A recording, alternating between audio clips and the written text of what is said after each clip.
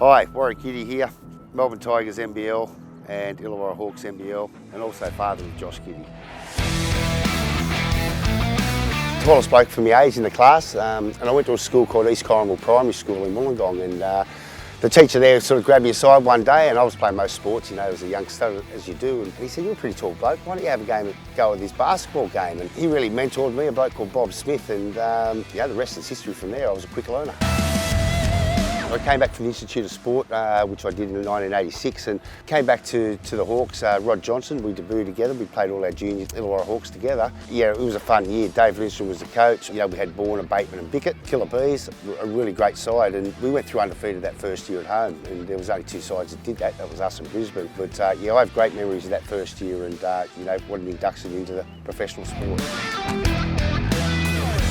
I played 2 years at Illawarra, and during the second year probably had a bit of a falling out, didn't see eye to eye with Dave Lindstrom, who was the coach. One of the imports, Gary Gaspard, came down to Melbourne, and he sort of said, well, why don't you come down here and have a tryout? And Lindsay Gaze rang me up, brought me down for a tryout, and I'll never forget, he told Andrew, he said, "You've got this young guy from Wollongong, and he goes all right, he hustles, and he passes pretty well, and he doesn't shoot that much." And I think that really grew on Andrew. He was like, "I've got a bloke that's going to pass me the ball and help me play defence." So I was a friend for life there, and fell in love with the Tigers and the system and the role I was able to play.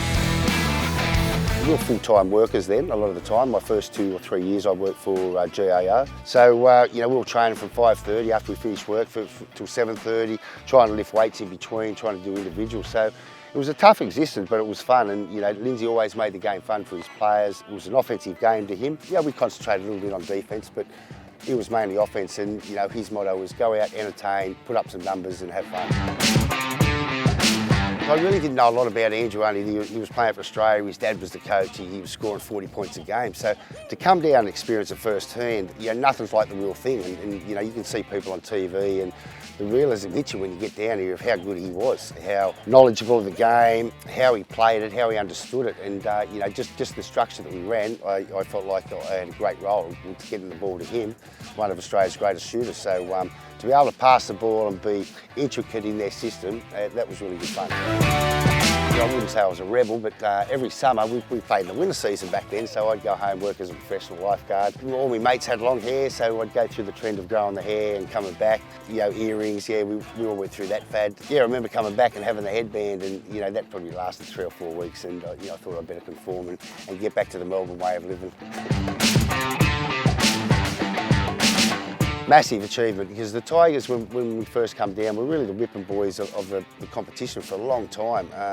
Then they finally started recruiting. They got a few extra players. Ray Gordon come back from Nuttawading. There was Nigel Purchase was always there. Andrew Gaze, and then suddenly Dave Colbert, myself, Leonard Copeland had actually replaced Dave Colbert, and Mark Bradke come in. So we had this really good crew, and yeah, it was an amazing moment just to get our first championship, and it's the pinnacle of your sport in your country, and to be able to get an NBL championship so early on in my career, it was an amazing thing. For any basketball and sportsmen, it's always tough when you finish your career. What's the next step? Where do you go? You go back into the workforce? Do you stay in the industry? I was really lucky to stay in the industry. I was a junior coach, and it was a passion of mine to want to be able to continue to not only coach at a junior level, but at a senior level too. So I coached the under-18s Melbourne Tiger girls, I coached St Kevin's College, and I also coached the NBL 1 women for the Melbourne Tigers. We always had talent as a young kid. We feel that we taught him about the game, and that's where the IQ has come, and the understanding of the X's and O's, and offense, defense, how to pass, how to cut, all those little things, and being able to read the game. And just to watch him, he just got better and better. Late maturer, did make his first state team to the under-18s, and to think, 4 years ago that he was playing in the under-18 state side to where he is now, it's been a phenomenal rise. Something that we've all been amazed at how well he's transferred from juniors into seniors, and the upward spiral is continuing.